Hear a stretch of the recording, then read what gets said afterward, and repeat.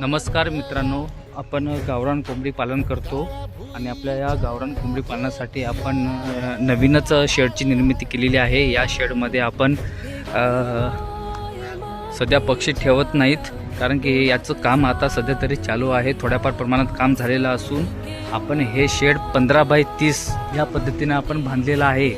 आणि खालच्या बाजूने बघितलं तर आपल्याला दिसून येईल की इथे आपण लोखंडी पत्रा लावलेला आहे आणि वरच्या बाजूनी 5 ते 4 फुटाची आपण ही अर्धा इंचीपेक्षा कमी ही जाळी लावलेली आहे, जेणेकरून पक्ष्यांसाठी हवा खेळती राहावी।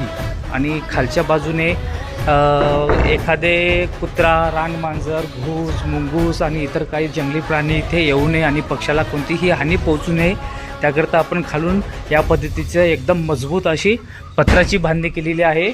आणि खालच्या बाजूने आपण बघितलं तर खालच्या या कॉन्क्रीट सिमेंटच्या या खाली आपण मुरुम असा टाकलेला असून या मुरुमाच्या खाली आपण एक काच आतरलेला आहे फोडून, आणि त्यावरती आपण हे कॉन्क्रीटचं एक सिमेंटची बांधणी केलेली आहे।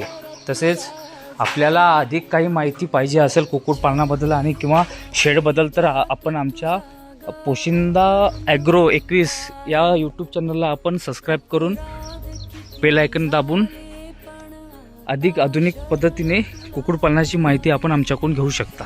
धन्यवाद।